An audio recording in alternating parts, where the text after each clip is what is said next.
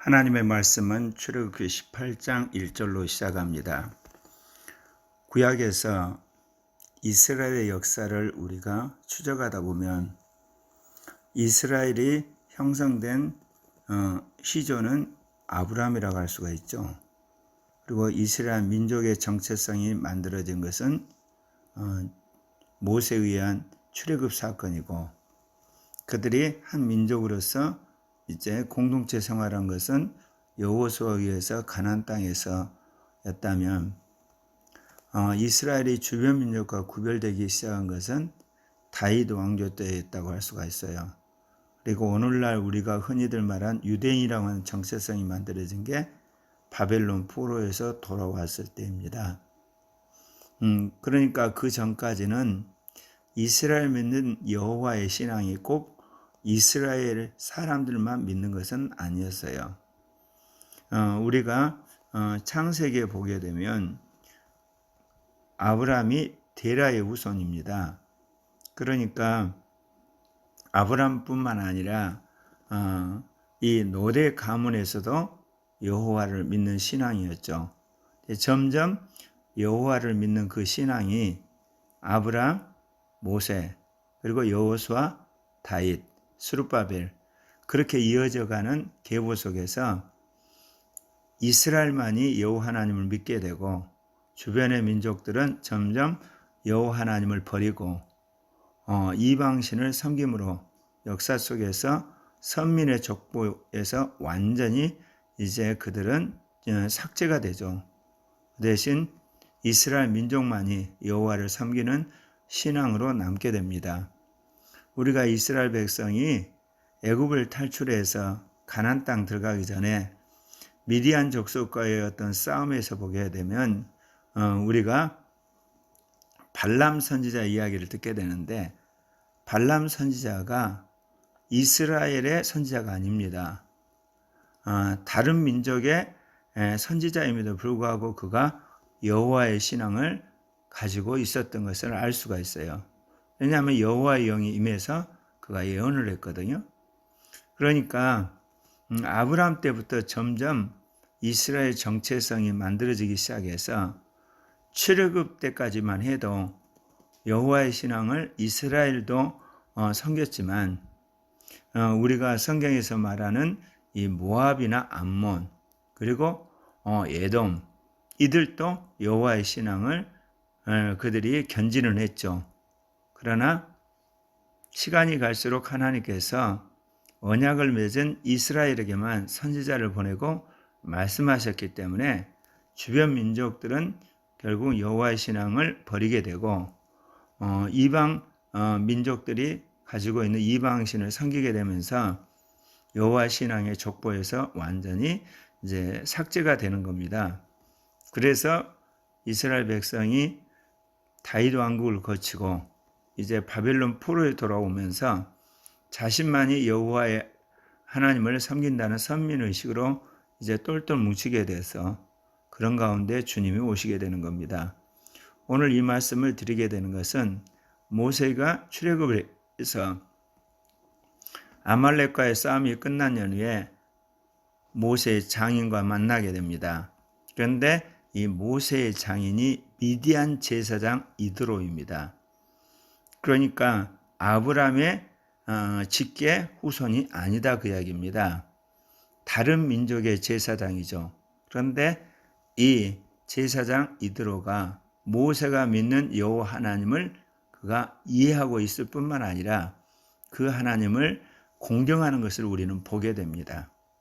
모세의 장인이며 미디안 제사장인 이드로가 하나님이 모세에게와 자기 백성 이스라엘에게 하신 일, 곧 여호와께서 이스라엘 애굽에서 인도하여 내신 모든 일을 들으니라. 그러니까 이 모세의 장인 미디안 제사장 이드로가 그의 고향 땅에서 모세에 관한, 그리고 이스라엘 민족의 출애굽에 관한 모든 소식들을 그가 전달을 받았던 것이죠. 그런데 모세가 이 미디안 그 제사장 이드로의 곁을 떠날 때 그가 그의 아내 시보라와 두 아들, 그러니까 게르솜과 엘리에셀을 데리고 애굽으로 들어갔습니다. 그러나 막상 모세가 이스라엘 민족을 애굽에서 탈출시켜서 이 거대한 민족을 신화광야에서 이제 인도할 때쯤에는 아내와 두 아들을 장인 집에 맡겼던 것 같습니다. 그렇기 때문에 출애굽기 18장 2절에 보면 모세의 장인 이드로가 모세가 돌려보냈던 그의 아내 시브라와 그의 두 아들을 데리고 왔으니 그렇게 이야기를 합니다. 그러니까 모세가 이 거대한 이스라엘 민족을 바로의 그 손에서 빼내서 젖과 끓이는 가나안 땅으로 데려감에 있어서 아내와 두 아들과 함께 할 수가 없었어요. 일이 너무나 많았을 뿐만 아니라 여러 가지로 복잡했기 때문에 아예 아내와 두 아들을 장인 집에 맡겼던 것이죠. 그런데 이스라엘 백성이 애굽에서 탈출해서 이제 신광야에 행진했을 때 이 장인과 아내와 두 아들이 방문을 하게 된 겁니다. 두 아들이 있는데 하나의 이름은 게르솜. 그 뜻은 그렇습니다. 내가 이방에서 나그네 되었다, 그 뜻이에요. 둘째 아들 이름은 엘리에셀인데 내 아버지 하나님이 나를 도우사 바로의 칼에서 구원했다. 그러니까 모세가 자기 인생을 돌아보는데 자신이 이방에서 나그네 된 신세, 또 하나는 그렇게 되기까지 하나님께서 그 바로의 칼에서 자기를 구원해서 도망가게 한 이것을 그가 아주 인생의 중요한 사건으로 여겨서 큰아들 이름을 게르솜, 작은아들 이름을 엘리에셀이라 지었던 것 같습니다. 이제 모세의 장인 이드로가 모세 아들들과 아내를 데리고 이제 광야에 와서 모세를 만나게 되죠. 그때 모세는 이스라엘 백성을 애굽에서 끄집어내어서 하나님의 산 곁에서 지금 진을 치고 있는 상황입니다. 이드로가 모세에게 말합니다. 내 장인 나 이드로가 내 아내와 그와 함께한 그의 두 아들과 더불어 내게 왔노라. 모세가 나가서 장인을 정중하게 맞아들이고 절을 하고 입맞추고 그리고 장막으로 모십니다. 모세가 그동안 여호와께서 이스라엘 위에서 바로와 애굽 사람이 행한 모든 일을 소상하게 알려줍니다. 그리고 애굽을 탈출한 이후에 오는 과정에서 있었던 여러 가지 일들, 특별히 어려운 고난들을 이야기를 하고 그때마다 여호와께서 그를 구원하신 일을 다 장인하게 말하는 거죠. 모세로서는 믿음으로 이 고난의 행진을 그가 계속하지만 또 한편에서는 그가 돌아볼 때 이건 엄청난 하나님의 개입이었던 것을 그가 몸소 느꼈기 때문에 장인에게 간증을 하는 거죠. 그런데 출애굽기 18장 9절에 보면 이렇습니다. 이드로가 여호와께서 이스라엘에 큰 은혜를 베푸사 애굽 사람의 손에 구원하심을 기뻐하여. 그러니까 이드로의 신앙과 모세의 신앙이 같은 것은 아니지만 이드로가 모세가 믿는 여호와 하나님을 이해하고 있었고 또한 공경하고 있는 것을 우리가 알 수가 있습니다. 그러니까 이스라엘 민족의 신앙과 주변 민족의 신앙이 그 당시는 그렇게 적대적인 관계는 아니었다는 거죠. 그러나 점점 하나님께서 이제 하나님의 영을 받은 선지자들을 이스라엘에게만 보냄으로 말미암아 여호와의 신앙은 이스라엘 민족 안에서만 이제 전승되게 되죠. 그게 결정적으로 다윗의 왕조를 거쳐서 이스라엘 백성이 애굽에서 다시 그 바벨론에서 다시 그들이 돌아오게 되면서 완벽하게 그들이 선민으로서 굳어지게 되면서 여호와 신앙은 이스라엘이 전승하는 그런 역사가 이제 계속되게 되는 거죠. 이드로가 이제 이야기를 하죠. 여호와를 찬송하리로다. 너희를 애굽 사람의 손에서와 바로의 손에서 건져내시고 백성을 애굽 사람의 손 아래에 건지셨도다. 여기 보면 미디안의 제사장인데 이드로가 이스라엘 하나님 여호와를 찬송하는 것을 우리는 보게 됩니다. 그가 찬송하는 내용인즉 이 모세의 일행을 애굽 사람 손에서 바로의 손에 건져내신 일, 그리고 그 많은 이스라엘 백성을 애굽 사람 손에서 건지신 그 놀라운 일에 대해서 그가 찬양을 하고 있는 것을 보게 됩니다. 가장 중요한 신앙 고백은 출애굽기 18장 11절에 나옵니다. 이제 내가 알았도다. 여호와는 모든 신보다 크심으로 이스라엘이 교만하게 행하는 그들을 이기셨도다. 그러니까 여호와께서 주변에 있는 수많은 민족들이 섬기는 그 신보다도 더 컸다는 거죠. 그러니까 그 당시에는 오늘날과는 달리 이스라엘만이 신을 가지고 있는 게 아니라 그 주변 민족도 다 신을 섬겼죠. 그런 의미에서 민족과 민족 간의 싸움은 신과 신의 싸움이라고 할 수가 있죠. 그들은 그렇게 이해를 했던 겁니다. 그래서 이스라엘의 하나님이 애굽의 하나님이나 또는 주변에 있는 에서나 에돔이나 모압이나 암몬이나 또 미디안의 신보다 더 위대하다고 하는 그런 이제 지금 고백을 하고 있는 겁니다. 오늘날도 마찬가지죠. 사실 민족과 민족 또는 국가와 국가 이런 우리가 그 이야기를 할 때 요즘에는 국가가 무신론적인 그런 어떤 철학을 가지고 있기 때문에 비교가 안 되지만 그러나 넓게 보게 되면 무슬림들이 있는 중동 나라, 힌두교가 있는 남부아시아, 그리고 불교가 있는 동남아시아, 그리고 이제 공산당이 말하는 유물론, 기독교가 말하는 예수 그리스도의 하나님, 이런 신들 간의 어떤 그 대결이라고 볼 수도 있습니다. 그런 의미에서 지난 2000년 역사에서 기독교의 하나님이 모든 민족의 하나님, 모든 대륙의 하나님, 모든 문화권의 하나님보다 더 위대한 하나님이라는 것이 모든 사람들에게 회자가 되었었는데 서구 기독교가 타락하게 되면서 결국은 그 정치적, 경제적, 사회적, 문화적 그리고 여러 과학적인 영향력이 쇠퇴하기 시작하면서 기독교 하나님이 사람들에게 조롱을 받는 그런 어떤 상황이 되어버린 겁니다. 그렇기 때문에 하나님께서는 다시금 성경에 약속된 바 아시아 선교와 세계 선교를 완성하기 위해서 주님의 교회를 갱신하실 겁니다. 주님의 교회가 이제 개혁이 될 때, 다른 말로 말하면 하나님의 말씀을 정말 믿는, 성경 말씀을 믿는 백성, 그리고 무엇보다도 이 시대 성령 충만을 구하는 그런 교회들을 통하여서 하나님께서 영광을 받으신다는 거죠.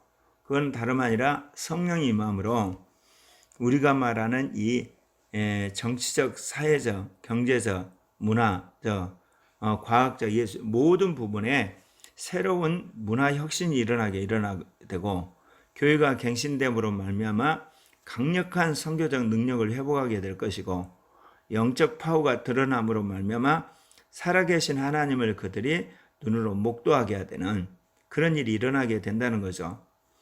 우리가 지난 500년 서구 역사를 볼 때 이것은 모든 사람이 동의하는 바 르네상스와 종교 개혁의 열매라고 이야기를 합니다.